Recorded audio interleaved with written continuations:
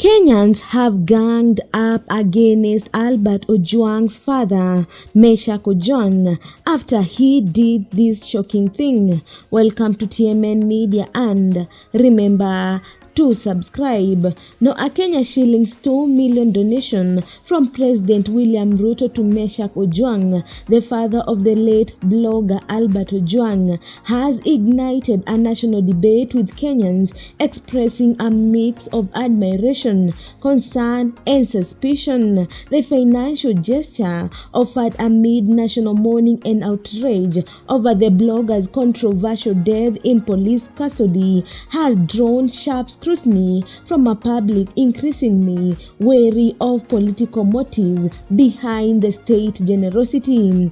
People have ganged up against Ojwang for accepting the donation. Now, President Ruto's donation made directly to the grieving father was meant as a gesture of compassion.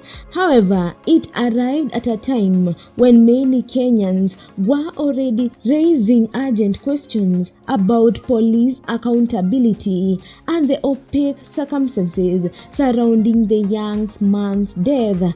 This timing has led many to question whether such a contribution could undermine the quest for justice by shifting focus away from the government responsibility.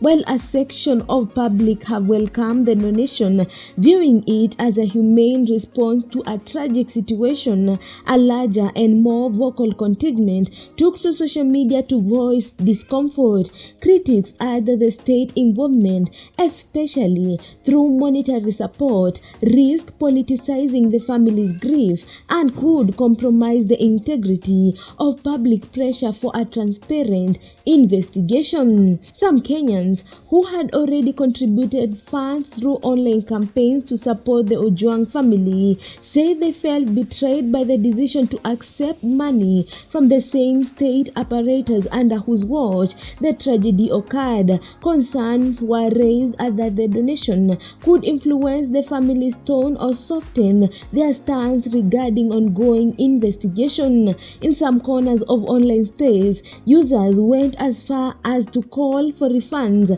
for their personal contribution, citing a perceived breach of collective trust.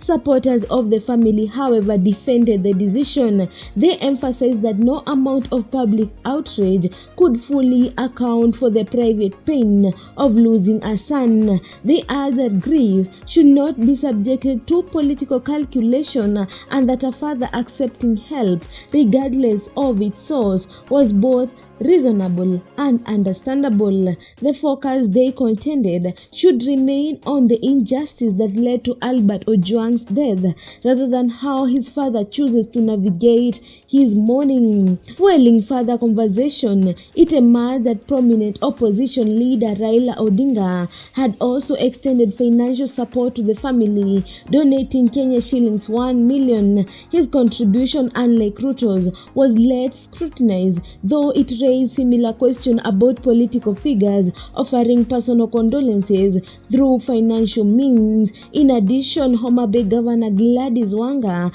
announced a commitment to construct a 2-bedroom house for the family before the burial, a gesture that was viewed by some as genuine and by others as opportunistic. Amid the controversy, civil rights activists, including comedian and campaigner Eric Omondi, have continued to use the moment to spotlight larger systemic failures.